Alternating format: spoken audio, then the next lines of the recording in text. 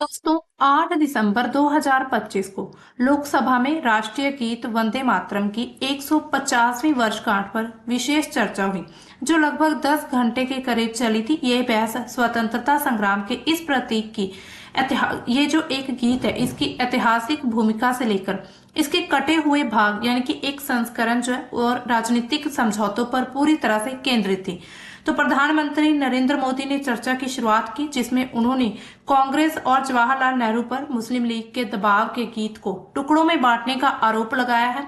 यहाँ पर आप आर्टिकल देख सकते हैं, इसमें आपको साफ साफ लिखा नजर आएगा कि लोकसभा में वंदे मातरम पर बहस, राष्ट्रीय गीत के छुटे हुए संस्करण से लेकर जिन्ना ने विरोध किया, नेहरू सहमत थे, इस तक पीएम मोदी ने क्या कहा। तो आज इस पूरे वीडियो में हम इस कंट्रोवर्सी की बात करने वाले हैं। वंदे मातरम को लेकर ये जो मुद्दा है काफी ज्यादा चर्चा में है आजकल। पूरा मामला आखिर क्या है? संसद में भारत के जो राष्ट्रीय गीत वंदे मातरम है उस पर बहस शुरू हुई, जिसका नेतृत्व प्रधानमंत्री नरेंद्र मोदी लोकसभा में कर रहे थे। ये चर्चा भाजपा के उस दावे के बाद हो रही है जिसमें उन्होंने कहा था कि जवाहरलाल नेहरू के नेतृत्व वाली कांग्रेस ने धर्म के आधार पर इस गीत को 2 पैराग्राफ तक सीमित कर दिया था। यहाँ पर अगर हम इसका ऐतिहासिक संदर्भ देखें, वंदे मातरम की उत्पत्ति कैसे हुई, तो बंकिम चंद्र चट्टोपाध्याय ने 1875 में उपन्यास जो उनका आनंद मठ है उसमें वंदे मातरम लिखा। यह गीत 1905 के बंगाल विभाजन के खिलाफ आंदोलन का एक प्रतीक बना था। यानी कि इस गीत को जब लोग सुनते थे, गाते थे, तो उनमें देशभक्ति, एक तरह से आंदोलन की भावना उत्पन्न होती थी। महात्मा गांधी ने इसे राष्ट्रीय गान का दर्जा दिया, जबकि रविंद्रनाथ टैगोर ने कहा कि इसके पहले 2 छंद जो कि मातृभूमि की प्रशंसा करते हैं सार्वजनिक रूप से गाए जा सकते हैं। टैगोर ने जोर दिया कि पूरा गीत जो है धार्मिक प्रतीक जैसे कि दुर्गा, लक्ष्मी, इन सभी से युक्त है, जो कुछ लोग को असहज कर सकता है, और मामला यही हुआ। राष्ट्रीय गीत का दर्जा कब मिला? 1950 को संविधान सभा ने जन गण मन को राष्ट्रगान और वंदे मातरम को राष्ट्रीय गीत का दर्जा घोषित कर दिया। डॉक्टर राजेंद्र प्रसाद ने कहा कि ये जो स्वतंत्रता संग्राम की एक प्रेरणा है। इसके अलावा यहाँ पर आप एक चार्ट के माध्यम से एक यहाँ पर जो आपको दिया गया है, इसके माध्यम से आप जो है रिवीजन कर सकते हैं कि 14 अगस्त 1947 में संविधान सभा की जो पहली बैठक हुई है उसी की शुरुआत में इस यानी कि इस गीत को गाया गया था। उस समय पर 1950 में राष्ट्रीय गीत के रूप में इसको अपनाया गया था। इसके साथ ही 1896 में रविंद्रनाथ टैगोर ने कांग्रेस के कलकत्ता अधिवेशन में पहली बार ये गीत गाया था, वंदे मातरम। गीत का जो मूल रूप और जो हिंदी भावार्थ पूरी तरह से इस गीत में झलकता है। इसके साथ ही बंकिम चंद्र चट्टोपाध्याय कौन है जिन्होंने इस गीत को लिखा है? बंकिम चंद्र चट्टोपाध्याय, इनका जो जन्म होता है 1838 में, बंगाल के महान साहित्यकार थे और एक विचारक थे। इन्होंने दुर्गा शनंदनी, कपाल कुंडला, देवी चौधरानी जैसी रचनाओं के माध्यम से पूरे समाज में स्वाभिमान, राष्ट्र प्रेम जैसी भावनाओं को जगाया था। इसके साथ ही वंदे मातरम के जरिए उन्होंने भारतीय जनमानस को यानी कि पूरे भारत की जनता को ये चीज सिखाई कि मातृभूमि ही सबसे ऊंची होती है। उनका यह गीत जो है आधुनिक भारत के राष्ट्रवाद की वैचारिक धारा की नींव बन गया, जिसका आज स्वरूप हम भारत में देखते हैं। इसके अलावा हम बात करते हैं अब बहस का केंद्र, यानी कि बहस किस मुद्दे को लेकर हुई थी। तो बहस का जो मुख्य विवाद है 1937 के फैसले पर रहता है, जब कांग्रेस ने गीत के कुछ छंद हटा दिए थे। पीएम मोदी ने इसे विश्वासघात बताया, जबकि विपक्ष ने इसे सर्वधर्म सम्मान भावना का फैसला कहा है। इसके अलावा जिन्ना ने इस गीत का क्यों विरोध किया था? 15 अक्टूबर 1937 को लखनऊ में मुस्लिम लीग प्रमुख मोहम्मद अली जिन्ना ने वंदे मातरम के खिलाफ नारा लगाया था। उनका क्या तर्क था कि आनंद मठ की पृष्ठभूमि जो है सन्यासी विद्रोह, जहां पर मुसलमानों को संदर्भित किया गया, और देवी पूजा वाले छंद जिसमें तो शुभ, जस्मा, माँ दुर्गा, ये सब जितने भी वर्ड्स लिखे ये सब इस्लाम विरोधी हैं। जिन्होंने नेहरू को पत्र लिखकर कहा कि मुसलमान इसे नहीं गाएंगे, यानी कि इसको अनिवार्य नहीं किया जा सकता। इसके साथ नेहरू की इसमें क्या भूमिका थी? 20 अक्टूबर 1937 को नेहरू तत्कालीन कांग्रेस के अध्यक्ष थे। उस समय पर उन्होंने सुभाष चंद्र बोस को पत्र लिखा।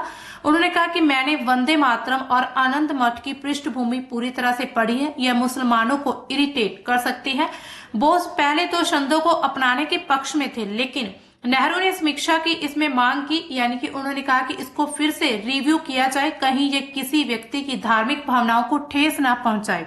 26 अक्टूबर को कोलकाता कांग्रेस बैठक में फैसला होता है, केवल पहले 2 छंद जो कि धर्मनिरपेक्ष सार्वजनिक रूप से गाए जाएंगे, बाद के जो छंद दुर्गा स्तुति वाले वो हटा दिए गए थे इस गीत में से।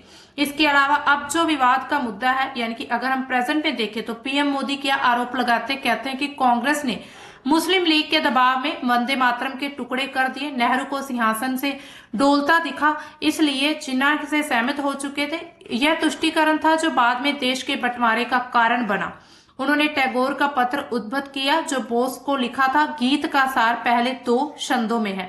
तो इसी तरह पीएम मोदी अपना तर्क रखते हैं। इसके अलावा जो बीजेपी के और जो नेता हैं उन्होंने क्या कहा है, यहाँ पर CR केशवन क्या कहते हैं कि it is imperative for our younger generation to know how the Congress party brazenly pandering to its communal agenda under the presidentship of Nehru.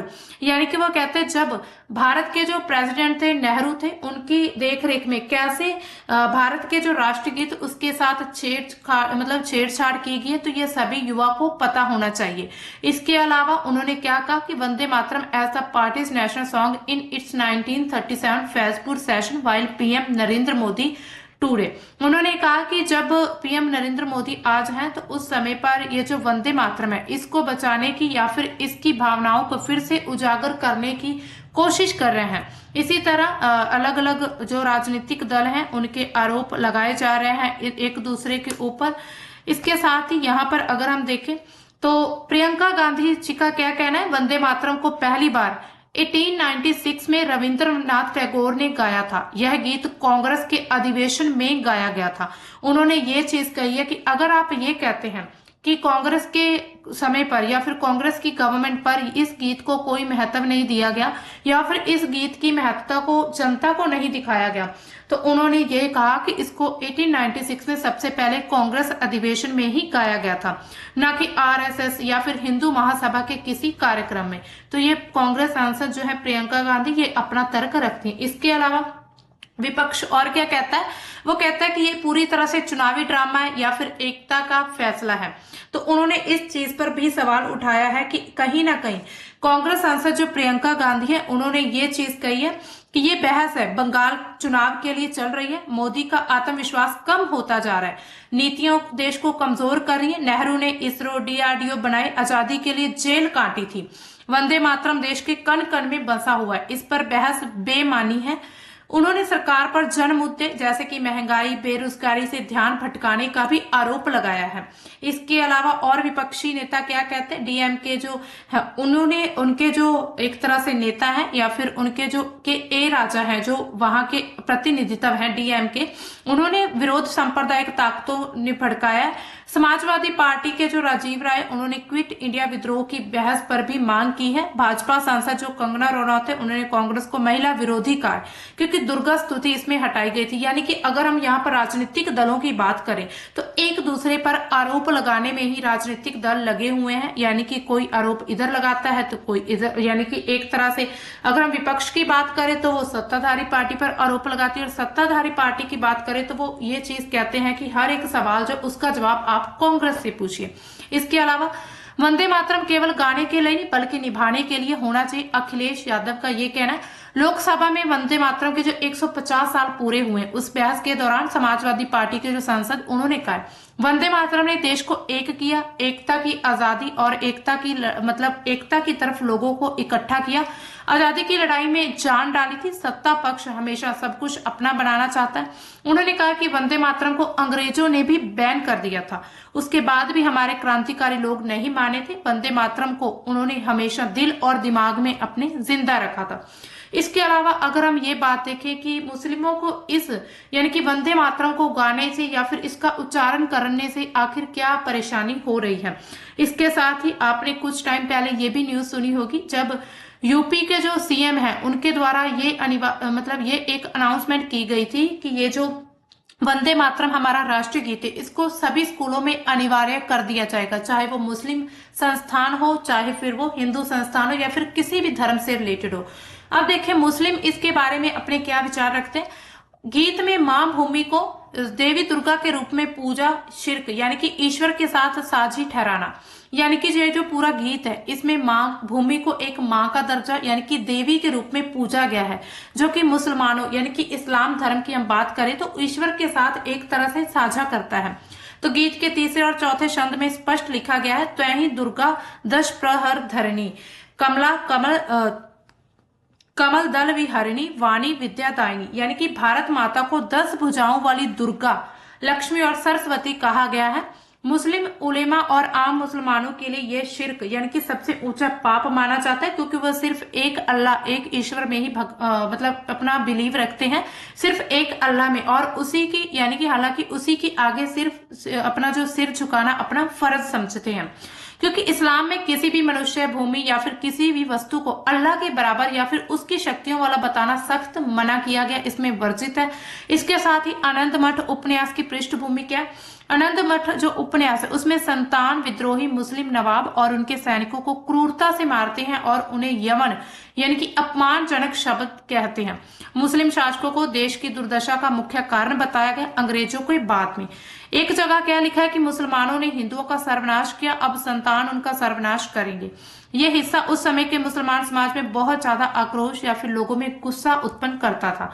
इसके साथ वंदे मातरम का अर्थ ही विवादास्पद लगता है। शाब्दिक अर्थ क्या कि मैं मातृभूमि को नमन या फिर पूजा करता हूँ।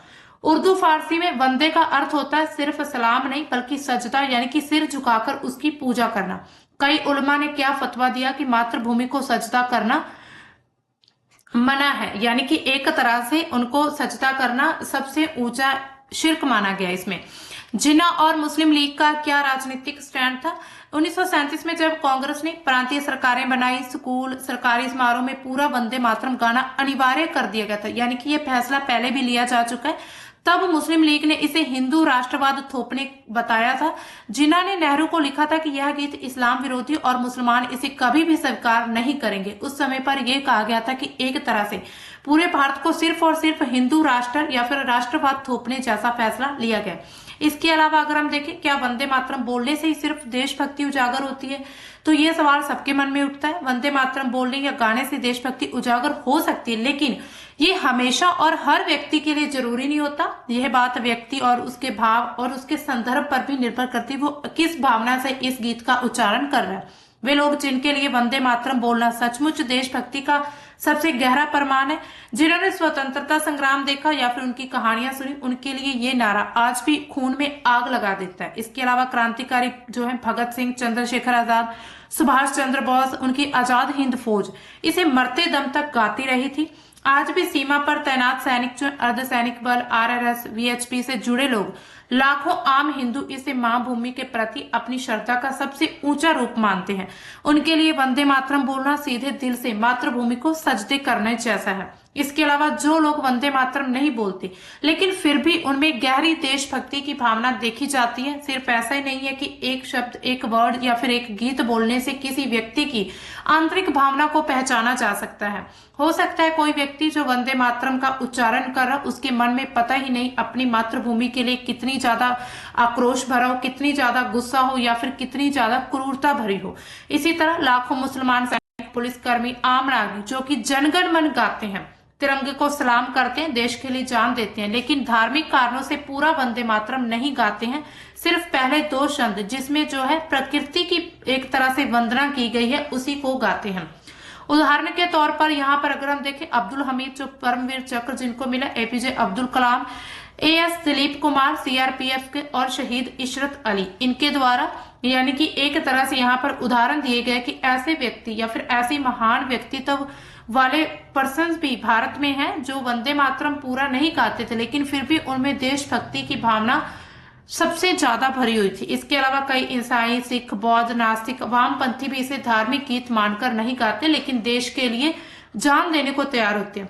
केरल, तमिलनाडु, पश्चिम बंगाल के लाखों लोग जो क्षेत्रीय असीमता को ज्यादा महत्व देते हैं, वंदे मातरम कम अपनी मातृभाषा में देशभक्ति जताते हैं। इसके अलावा अगर हम इस विवाद को सुप्रीम कोर्ट से देखें कि सुप्रीम कोर्ट का इस पर क्या फैसला है कि वंदे मातरम हर व्यक्ति या फिर हर भारतीय नागरिक के लिए बोलना अनिवार्य है या फिर नहीं, तो सुप्रीम कोर्ट कहता है इसमें कोई बाध्यता नहीं है, लेकिन इसका सम्मान करना जरूरी है। वो आप किसी भी तरीके से कर सकते हैं। सुप्रीम कोर्ट ने वंदे मातरम पर कई मामलों में फैसले दिए, लेकिन कोई एक फैसला नहीं सुना है जो पूरे देश को जो पूरे गीत को अनिवार्य बनाता हो। कोर्ट ने हमेशा संवैधानिक अधिकार, जिसमें हम मुख्य तौर पर जो हमारे मौलिक अधिकार धार्मिक स्वतंत्रता अनुच्छेद 25 उसका हवाला दिया और ऐसा कहा कि इसे गाना या फिर बोलना बिल्कुल बाध्यकारी नहीं है।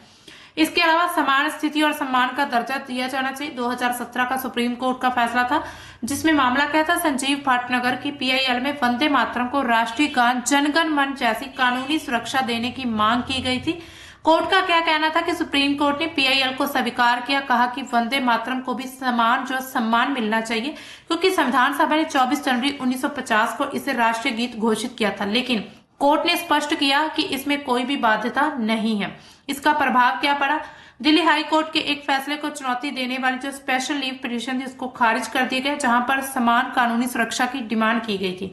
कोर्ट ने कहा कि इसे युवाओं में लोकप्रिय बनाने के लिए अर्थ और महत्व समझाएं, ना कि कानूनी दबाव बनाएं। यानी कि इसका कानून के जरिए दबाव नहीं बनाना चाहिए, बल्कि जो आज की युवा पीढ़ी है उसमें इन गीत के जो वर्ड्स हैं उनका अर्थ और इस चीज का महत्व समझाया जाना चाहिए। इसके अलावा धार्मिक आपत्ति और बाध्यता पर फैसला, वंदे मातरम पर सीधा फैसला नहीं है, यानी कि डायरेक्ट वंदे मातरम का उल्लेख संविधान में नहीं किया गया, लेकिन राष्ट्रीय प्रतीक जिसमें राष्ट्रगान, इस पर सुप्रीम कोर्ट का फैसला लागू होता है। बिजोय अमाथ्यू बनाम केरल राज्य का जो फैसला 2009 का एक तरह से विवाद केस था, उसमें कोर्ट ने क्या कहा, राष्ट्रगान गाना अनिवार्य नहीं है, लेकिन धर्म या फिर वैचारिक कारणों से आपत्ति हो, अगर किसी को आपत्ति होती है धार्मिक कारण से, लेकिन सम्मान दिखाना जो है वो जरूरी है। यानी कि जैसे खड़े होकर उसको सुनना जरूर चाहिए अगर आप गा नहीं सकते। इसके अलावा लागू होना, ये वंदे मातरम पर भी लागू माना जाता है। मुस्लिम समुदाय की आपत्ति जो है देवी पूजा वाले छंदों पर है, उसको मानते हुए सुप्रीम कोर्ट ने ये चीज कही है कि अगर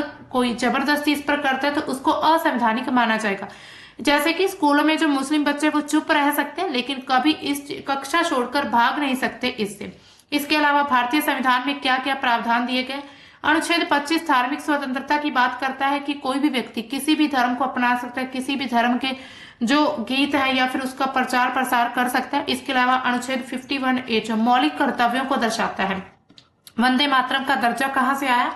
24 जनवरी 1950 को संविधान सभा ने एक प्रस्ताव रखा था, जिसमें क्या था, the composition consisting of the words and music known as जनगण मन is the national anthem of India, यानी कि नेशनल एंथम अपनाया गया।